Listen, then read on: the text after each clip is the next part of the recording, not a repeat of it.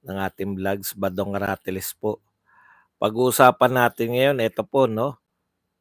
Si Kimbo po, ang ating pong bagong appropriations chairman ng Appropriations Committee sa House of Representatives. Ang pumalit po rito kay Saldico, umamin po. Umamin na may blanco nga itong ating BICAM. Grabe.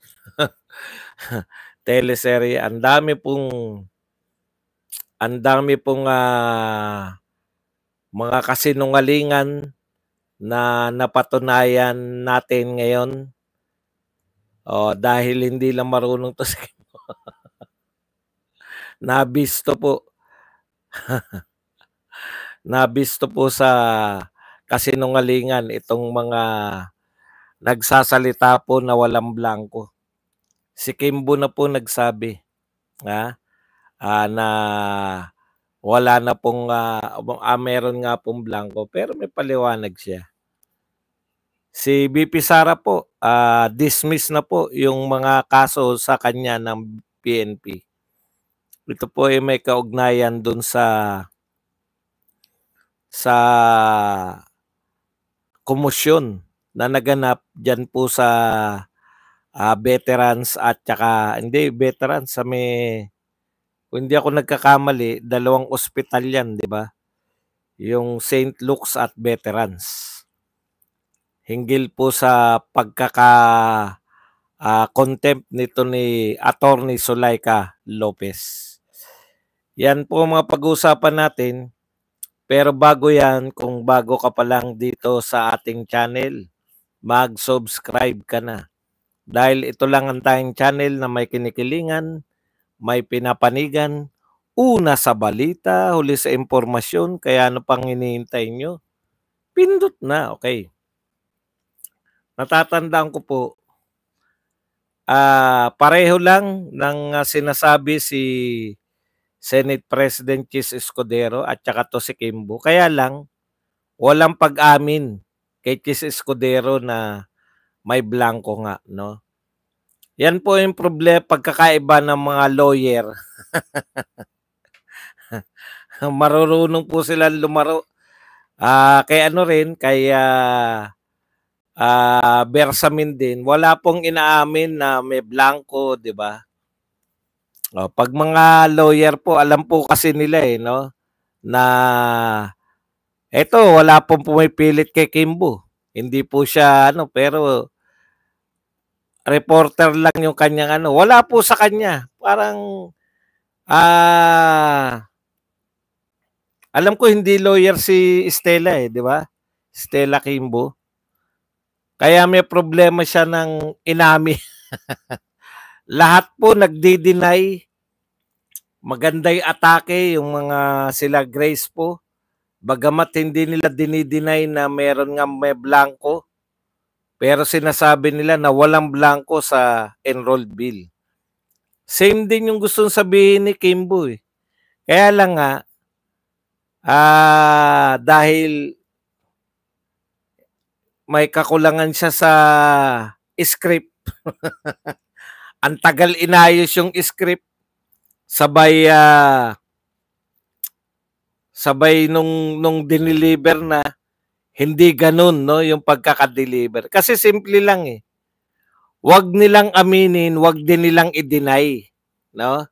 Ganyan nakikita ko script Si Bersamin, ganun.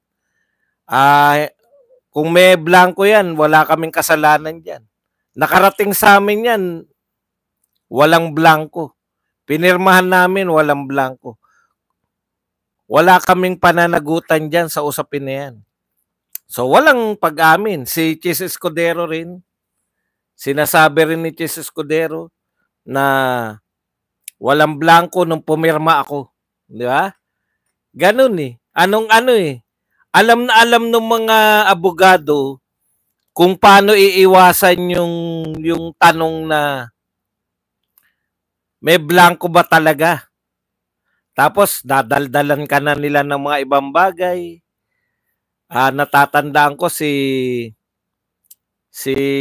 Bersamin, no? Nagkwento na tungkol sa mga makikipagtulungan sa Interpol, pag ni-request ng ICC, etc. etc.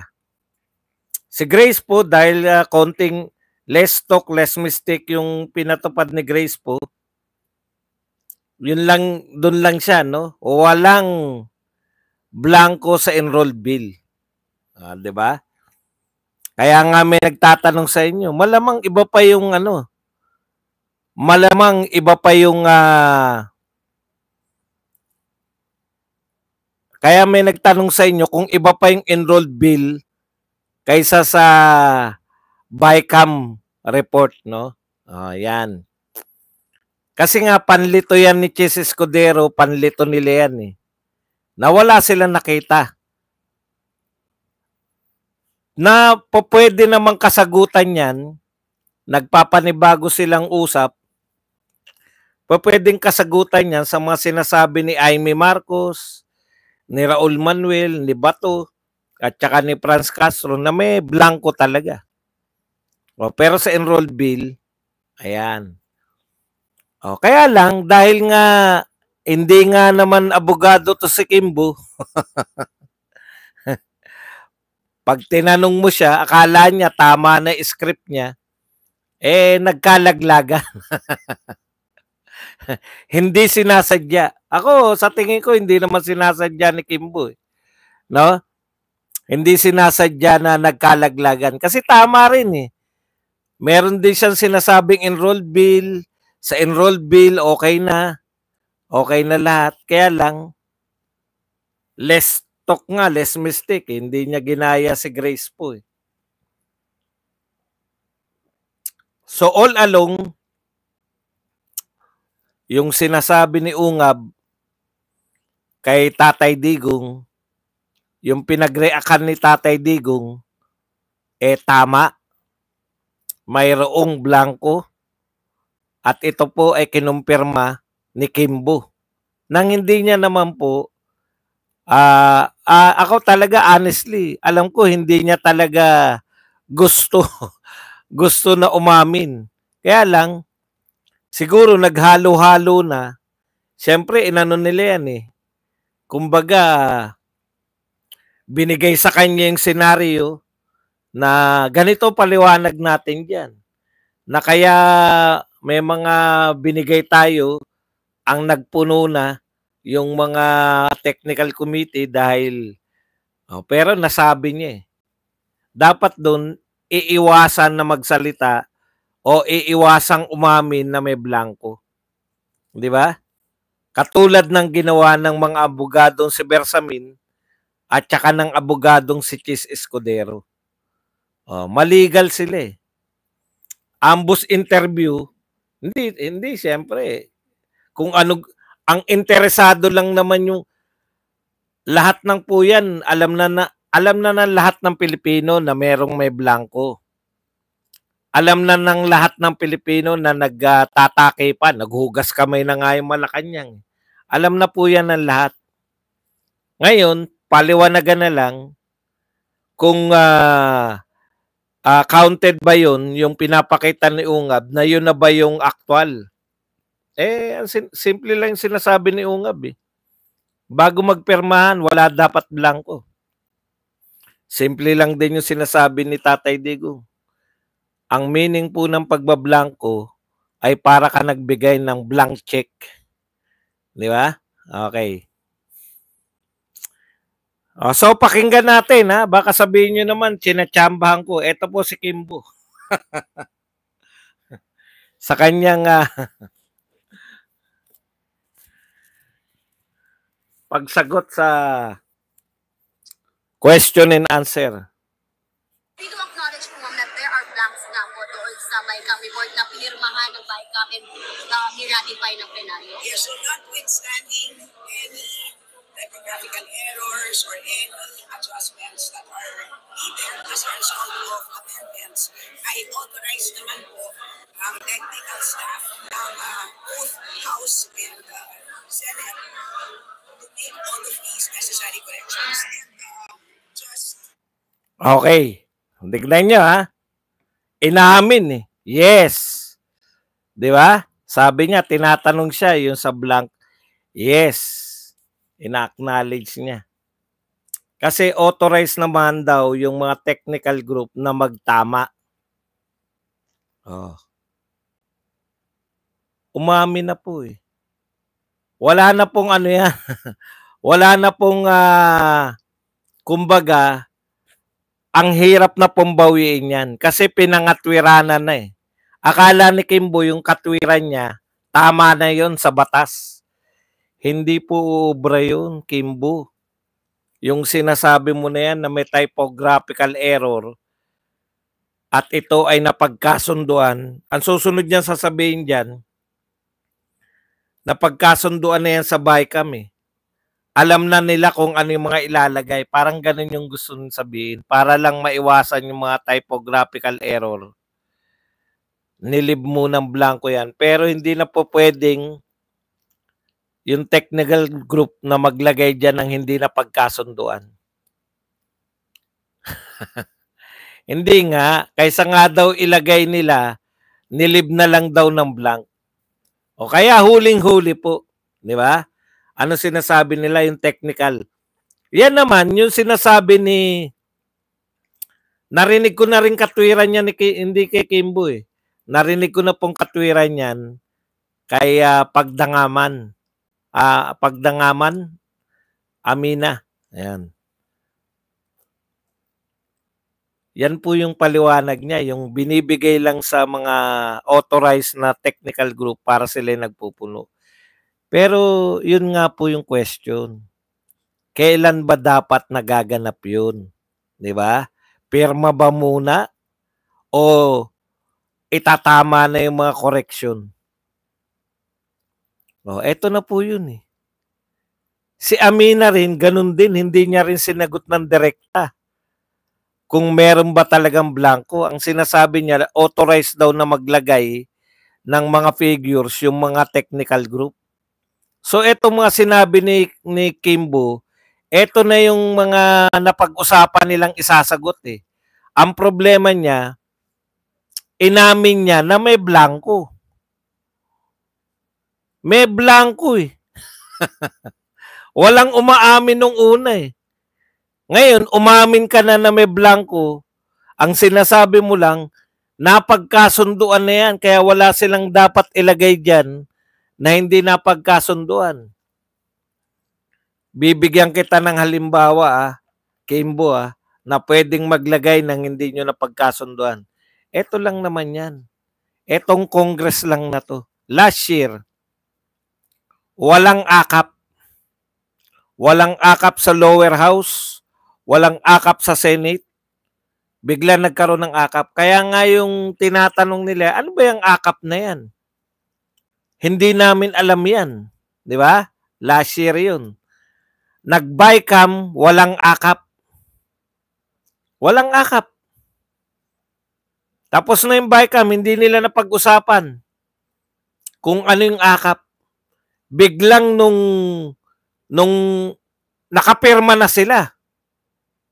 O, di ba? Tapos nung nakita nila yung GAA 2024, ano tong akap? Bakit nagkaroon ng akap? Wala naman niya sa usapan sa BICAM. So tama naman to si mukhang ginagawa na nila yan buhat nung sila yung umupo. No? Hindi po nagsisinungaling si Kimbo. Actually, si Kimbo yung nagpaliwanag ng mga butas nung paliwanag nila eh. Reggie Ramirez, thank you very much sa 799 Qatar Real. Actually, lahat ng blanco sa sinasabi ni Grace po, ni Chis Escudero, ni Pagdangaman, nasagot ni Kimbo lahat. May blanco, diba? Nagkapirmahan, pinalagyan nila sa technical staff nila. O ngayon, totoo ba yun? Ngayon, hindi, ang tansya ko, ginagawa lang nila to nung panahon na ni Bongbong Marcos. Kasi nasabi niya ni BP Sara, hanapin niyo yung mga yung video. Sabi ni BP Sara, di naman nagbabasa yan si Marcos ng ano, hindi niya nga alam yung pagkakaiba ng NEP at saka ng GAA, oh. Wala siyang question eh. Kahit na lumabas sa GAA na ibang-iba sa NEP, ang NEP po kasi yan yung request. Yan yung kailangan ng gobyerno mo. Presidente ka eh. Diyan mag-a-act yung Houses of Congress, House of Representatives at Senate. Diyan mag-a-act sa NEP, sa request ng Pangulo ng Pilipinas. Ito yung request kong budget. Is either tatapesan lang yan ng konti o dadagdagan, ganun po yan. Hindi po kayo pwedeng lumabas dyan. Ang ginagawa ni Lamartin at Saldico, ewan natin, mula pa last year, kahit wala sa NEP, nalalagyan nila. O, tuloy ko lang yung kwento ko ha, para pasinungalingan itong sinasabi ni Kimbo. Sabi kasi ni Kimbo, napag-usapan na natin yan sa ano eh. Napag-usapan na yan sa BICAM, kaya wala nang pwedeng ilagay dyan yung technical group na hindi napag-usapan sa BICAM. Mali ka dyan. Yan yung inaangal nga ni Bato at saka ni Amy last year. Dahil napag-usapan, wala naman sa BICAM yung akap. Pagdating sa GAA, may akap na. Tapos nung question ni Bato at saka ni Amy Marcos, kung bakit nagkaroon ng akap, alam nyo kung ano sabi? Ito ang sabi kay Amy tsaka kay Bato. Nakapirma kayo eh. Oo nga, pumirma nga kami kasi hiningi nyo yung electronic na pirma eh. Electronic na pirma lang pala yan. Kimbo, electronic na pirma lang yan. Electronic na pirma lang yan. Yang hiningi nyo sa amin. Wala naman, akala namin kung ano lang yung napag-usapan sa BICAM. Wala naman napag-usapan na akap. Digitally signed. Okay. Kung walang akap at nagkaroon ng akap sa JA, pwede talaga sila mag-insert. Alam nyo kung ano sagot ng mga congressman? Pumipirma pala kayo ng hindi nyo binabasa eh. Di ba? Lusot sila last year.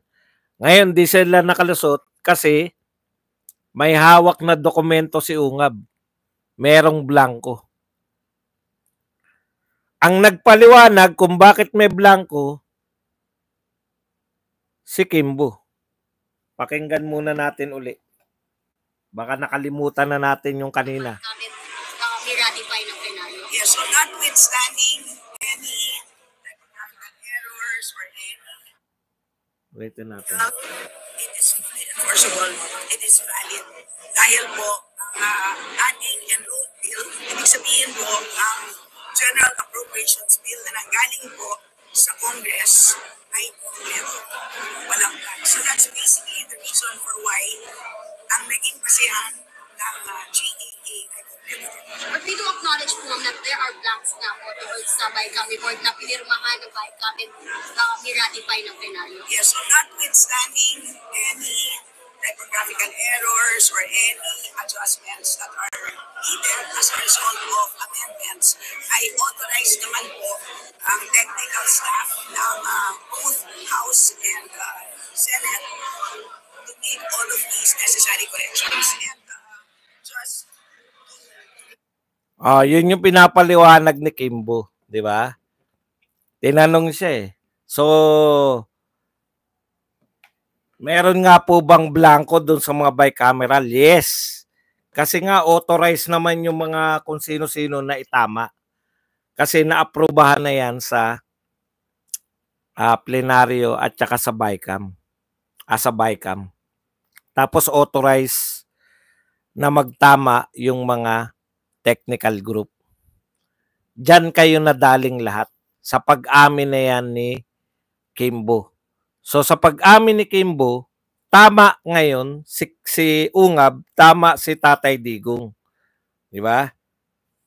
na may mga pumirma, may mga nakapirma na without may mga nakapirma na may blanco pa. So tama ang yung hindi nagbabago ng pananalita na si Ungab. Tama pa rin kasi ang dami na sumasawsaw ngayon eh. Nakisawsaw na po tong nakisawsaw na si Lacson, nakisawsaw na si Shelo Magno, ginamit yung issue ng vice cam para manawagan na rally nila. Ang rally naman nila ay para ma-impeach si BP Sara, nakisawsaw ngayon si Tito Soto. Eto si Antonio Trillanes, nakisawsaw na rin. Pero palpak na naman yung sawsaw niya. Basahin natin. Ang Bicam blank spaces issues ay isang Duterte issue. Inimbento nila to para ilihis ang issue sa palayo sa corruption ng pamilya niya. Si Senator Risa na miyembro ng Bicam mismo nagsabi na walang blank space. Kung magpabudol ka pa ulit kay Dutz, ikaw nang may problema. O ngayon, yung sausaw ninyo, lahat ng sumausaw, sausaw lang yan.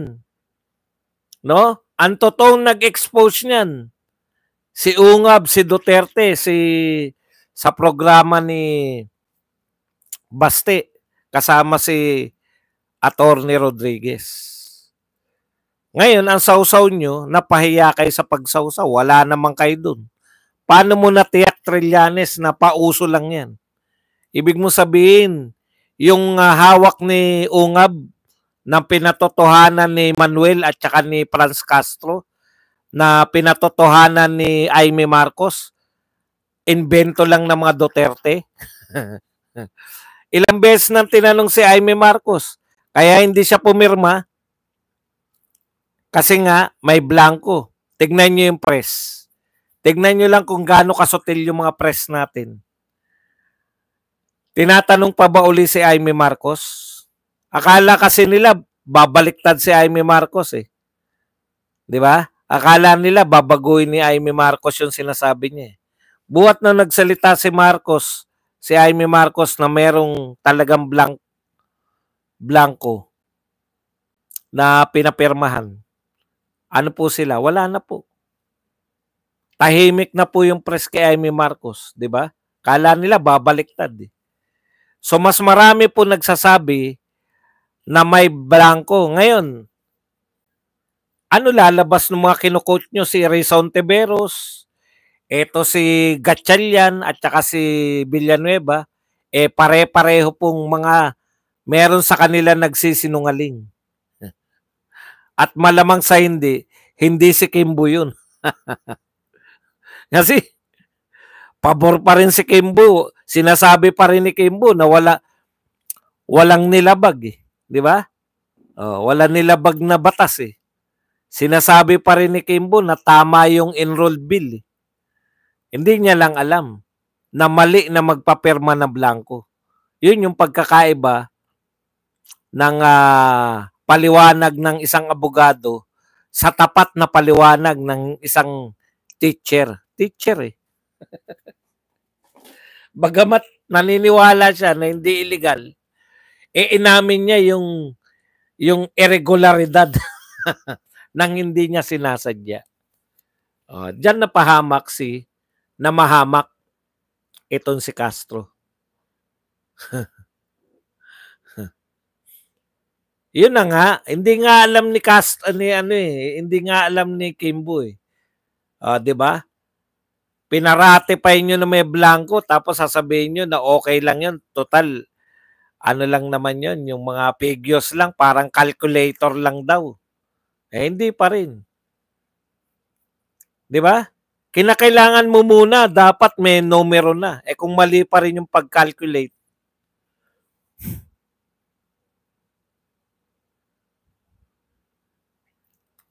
Kimbo.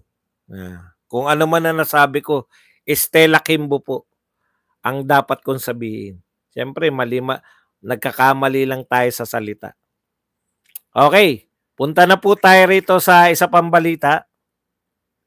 Cases filed against BP and various John Jays ay meron na pong resolution. Binabasura po ng ano ba to? Quezon City. Sa Quezon City po sila Regional Trial Court. Office of the City Prosecutor. Sa prosecutor pa lang. Binasura na po ng prosecutor ang isinampa po na mga reklamo ng PNP. Ito po ang complainant, si Police Lieutenant Colonel Van Jason Conag Villamor versus Vice President Sara Zimmerman Duterte at Colonel Raymond Dante Petina La Chica, John Doe and Jane Doe. Okay, ito po yung, kung matatandaan nyo, yung nagkaroon po ng komosyon, no? Kung tutusin, si BP Sara pa nga agrabyado dun. Yung, di ba? Babagsakan siya ng, hindi lang natinag si BP Sara Nakita nyo, ganun katindi, no? Ay, teka pala, bago tayo pumunta rito. Inisa-isa po natin yung sumasawsaw, di ba? Sumausaw po si Lacson, sumausaw po si Soto, okay lang yan. Pabor naman sa atin Walang problema sa pagsawsaw. Sumasawsaw si Shelo, okay lang po yan. No? Pero ang gusto po nating sumausaw sana, ay hindi sumasawsaw. Sino po yung gusto natin sumausaw? Gusto po naming sumausaw sana, eto pong mga tulpo. Ang dami na pong issue na hindi nila sinasawsawan. Bakit gusto natin silang sawsawan?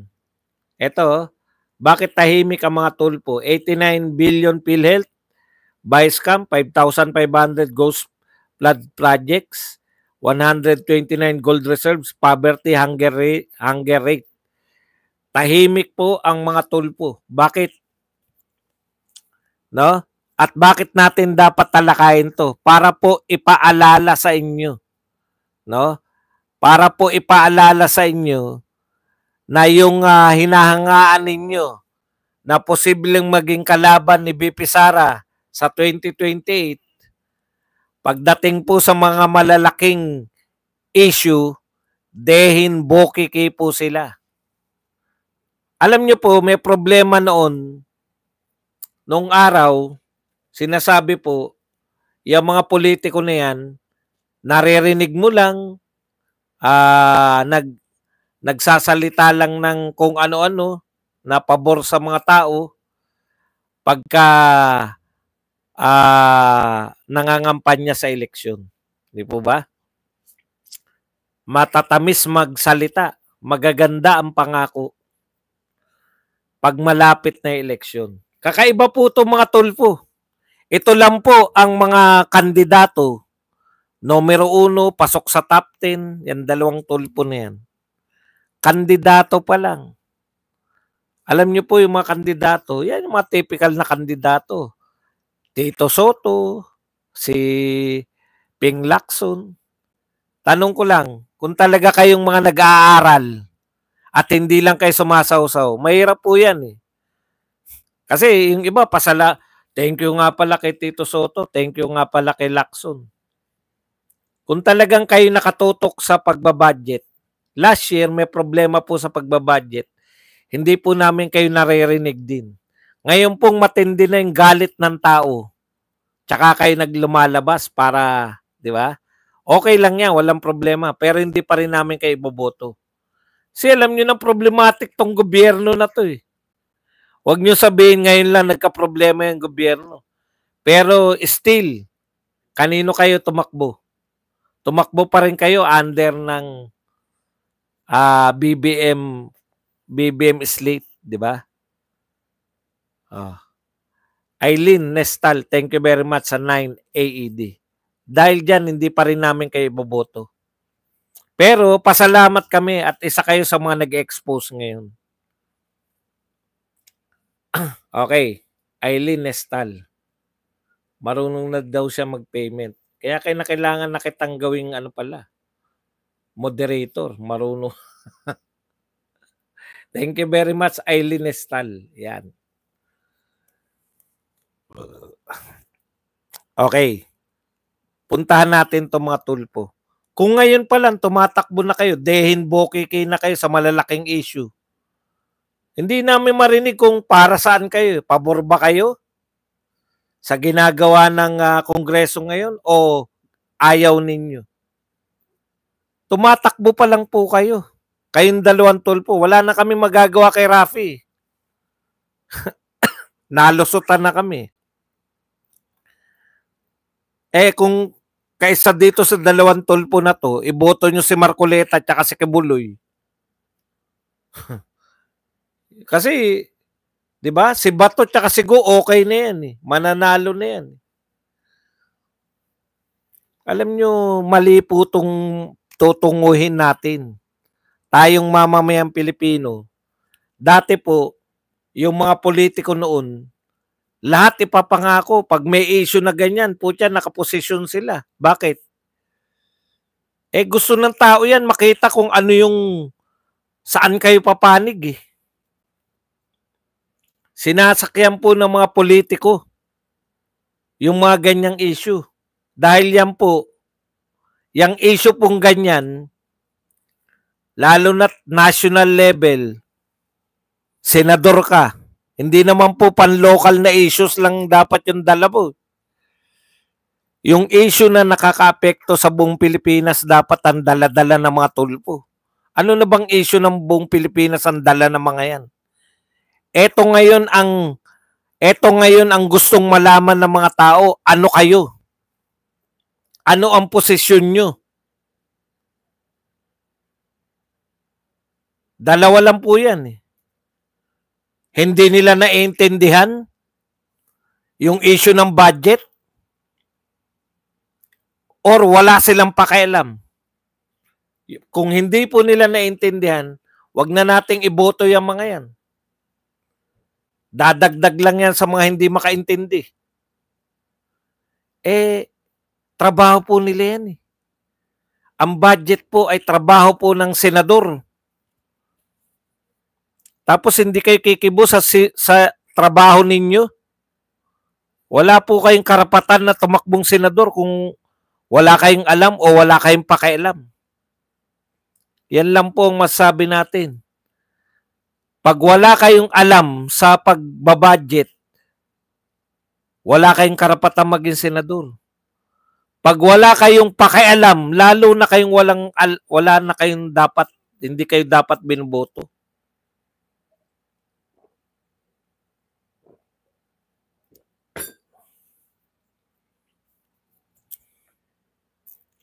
Okay.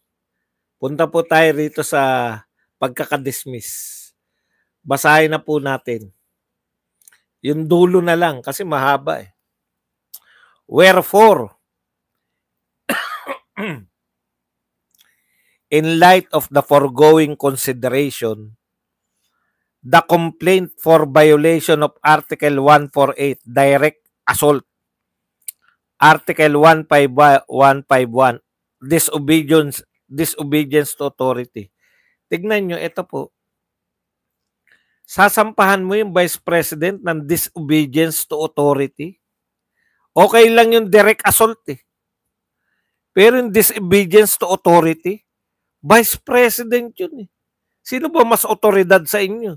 Sino ba nagsampa ng kaso na to? A certain Colonel. Colonel lang po kayo eh. Sa usapin po ng authority, sino po ba may otoridad sa inyo ng Vice President? Ibig nyo po sabihin, susunod sa inyo yung Vice President? Okay. Yan po yung pangalawang kaso. And Article 286, grave coercion. Direct assault, yung sinaktan sila.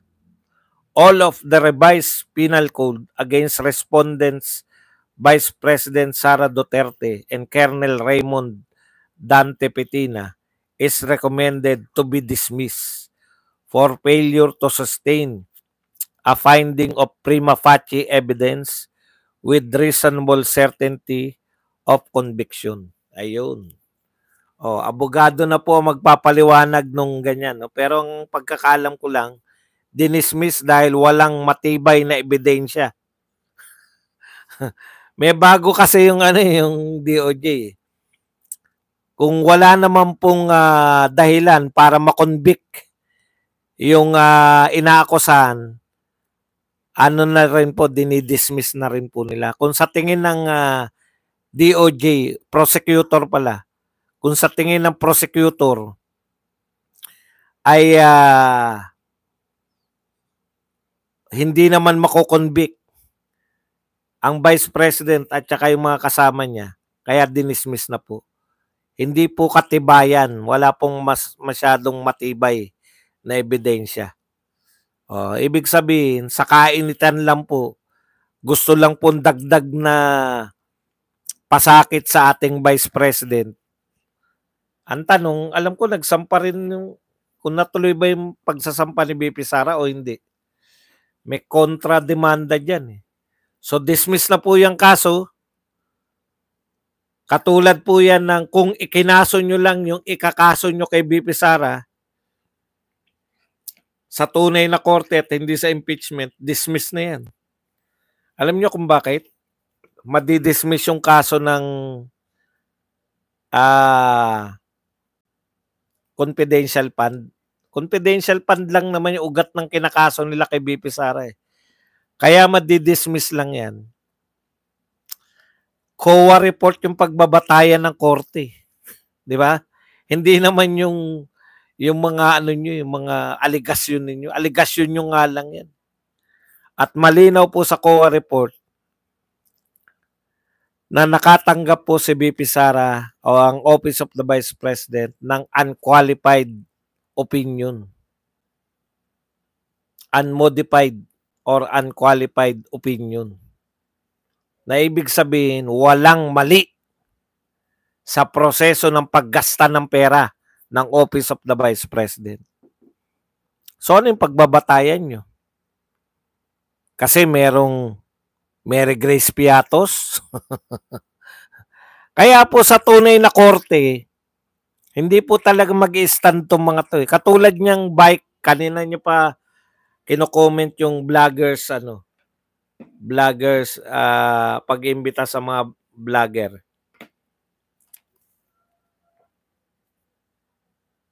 Ano po ang gusto nila ay maparusahan yung mga vlogger na nagpe-fake news. Gusto nyo palang maparusahan eh. Bakit hindi kayo magsampa na reklamo sa korte? Bakit hindi nyo isampa na reklamo yung sinasabi nyong fake news vlogger? Di ba? Dali lang naman. Meron ng cyber libel. Yung parusa kasi na gusto nila, yung pagpapakulong nila kahit hindi na pa dumaan sa korte. Pagpapakulong nila by contempt. Ang contempt naman nila, pag hindi ka sumang-ayon sa gusto nilang isagot mo, contempt ka. Yun. Yun yung sinasabi lang katarungan. Magtatapos na yung kongreso nyo eh. Kahit contempt nyo yung mga vlogger nyo eh. Yung contempt nyo hanggang, kahit contempt nyo yung mga vlogger, ang contempt nyo hanggang pagtatapos lang ng inyong kongreso. Hindi kayo pwedeng magpa-contempt ng tapos na yung kongreso nyo. Magsasara na yung kongreso nyo. Matatapos na rin to lahat.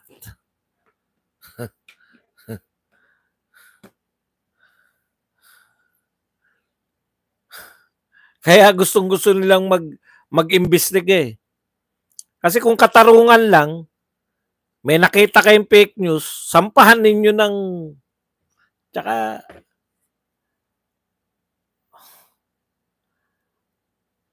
sa batas, kung sino'y apektado, yun lang ang magsasampa. Hindi naman kayo sinisiraan. O yung sinisiraan, bakit gusto nyo idamay yan lahat? Yung nanira lang sa inyo, kasuhan nyo. Bakit ayaw nyo dalhin sa kaso? Katulad ni Kasiong. Kinontempt nyo, napakulong nyo. Tapos sabi ng korte, walang kasalanan. Oh, ang dami ng walang kasalanan. Panay kayo contempt. Sa inyo, kulong kagad.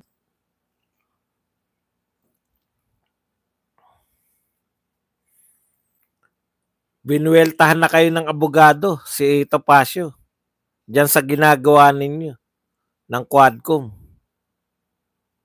Ayaw nyong i-recognize yung pag nagsalita yung tao ng invoke the rights against self-incrimination. Marunong pa kayo. Kung si Miriam Defensor Santiago nga na napakagaling ng abogado, judge pa yun, RTC judge. Pag nag-invoke yung nanumpa, in-invoke niya yung rights against self-incrimination, iginagalang. Kayo, wala kayong ginagalang.